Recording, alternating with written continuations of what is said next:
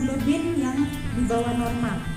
Banyak remaja putri yang hemoglobinnya itu masih di bawah. Jadi normalnya untuk hemoglobin ini adalah 12 gram per desiliter. Nah, ini ada yang hemoglobinnya 9 bahkan angkanya. Ini dapat dikatakan bahwa remaja tersebut mengalami anemia. Kemudian, apakah adik-adik sudah tahu apakah itu anemia? Jadi anemia dan tekanan darah rendah itu hal yang berbeda. Seringkali kita menganggap itu hal yang sama. Tekanan oksigen dalam tubuh, maka kita akan mengalami gejala yang namanya 5L.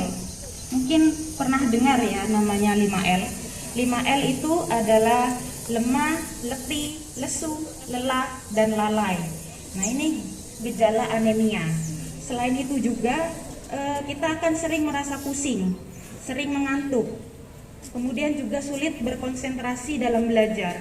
Mungkin adik-adik merasa sering mengantuk atau sulit berkonsentrasi, sulit menerima pelajaran.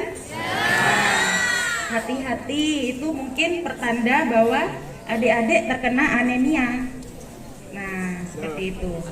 Kemudian bagaimana akibatnya kalau kita menderita anemia? Akibatnya yang pertama, kemampuan belajar kita menjadi menurun, sulit berprestasi.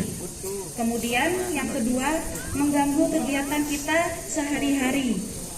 Nah, yang ketiga, daya tahan tubuh menurun, jadi kita sering sakit. Kemudian yang keempat, nah pada saat kita dewasa nanti dan kita akan menikah, nantinya akan wanita dewasa yang mengalami anemia ini akan beresiko saat dia hamil dan melahirkan. Resikonya apa? Yang pertama, bisa keguguran. Yang kedua, melahirkan bayi prematur. Yang ketiga, melahirkan bayi dengan berat badan lahir rendah. Dan semua ini mengacu pada meningkatkan resiko terjadinya stunting pada anak. Tentu saja kita tidak menginginkan hal yang seperti ini.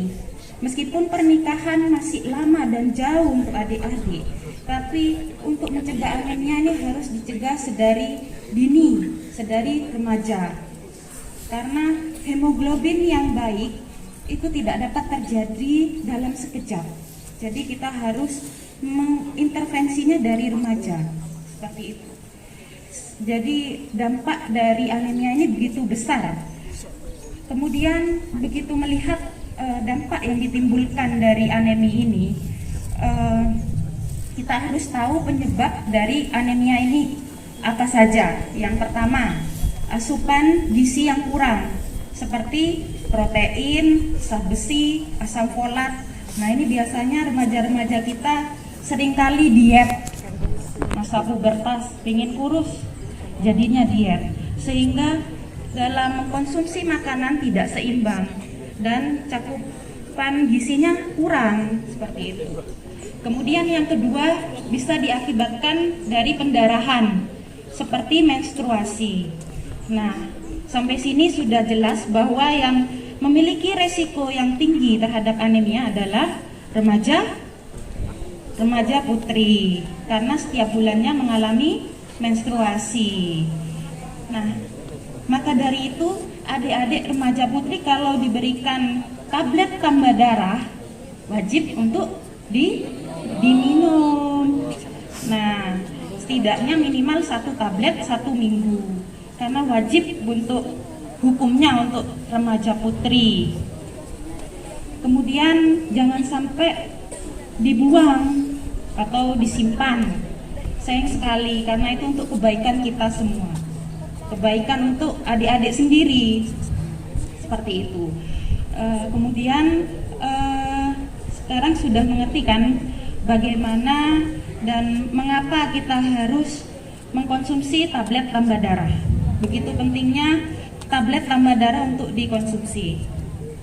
Dan mohon izin Bapak Kepala Sekolah, guru UKS dan guru-guru, nanti kita di bulan Juni ada kegiatan yang bernama dengan aksi bergizi. Jadi Puskesmas Tenggarang akan melakukan kegiatan aksi bergizi, di mana nanti yang terpilih adalah sekolah SMA Tenggarang dan juga SMP 2 Tenggarang. Jadi nanti kita pesertanya adalah semua remaja kita ikutkan. Kemudian nanti ada kegiatannya itu membawa bekal bersama. Nanti kita akan edukasi tentang menu gizi seimbang itu seperti apa. Kemudian ada penyuluhan tentang anemia dan juga kita ada kegiatan meminum tablet tambah darah bersama untuk remaja putri. Mungkin itu saja yang bisa saya sampaikan. Kurang lebihnya mohon maaf. Wassalamualaikum warahmatullahi wabarakatuh. Waalaikumsalam.